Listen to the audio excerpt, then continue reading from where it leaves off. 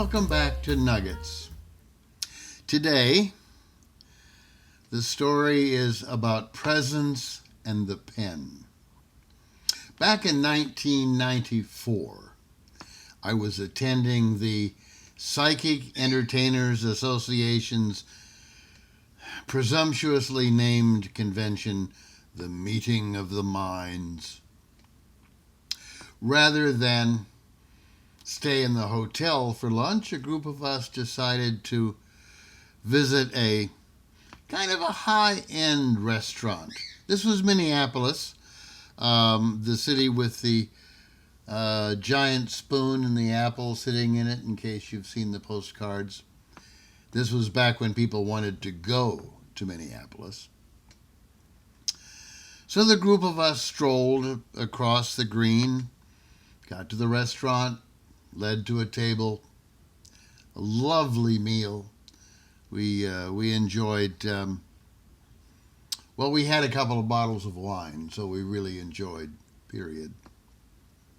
And then at the very end of the meal, one of the performers, Pascal du Clermont, little Frenchman. My wife used the nickname of Pepe Le Pew. He was kind of like that. And at the end of the meal, Pascal grabbed the wine bottle, emptied it of its dregs, sat it back down in a prominent position on the table, and then withdrew from his pocket a gold ballpoint pen, which he balanced carefully horizontally across the top of the bottle. Well, everyone at this table knew what was happening and what was coming. But still, Pascal got up, stepped back from the table, looked at the pen, nodded, strode to another part of the restaurant, again, focused intently back on the pen, nodded again, then went about as far as he could get, weaving through the tables. Then he turned back. Now, mind you, he wasn't performing. He wasn't doing a stride, a walk. He was just walking. The diners couldn't help but notice him, however, and I'm sure many of them wondered, what the hell's going on here? What's this guy doing? He had their attention. And then, at one point, he stopped, he turned, made a gesture, just a flick of the wrist, and the pen fell off the bottle onto the table. Well, naturally, all of us at the table gratuitously began to clap, and the entire audience of diners joined in a magnificent round of applause. I've thought about that ever since.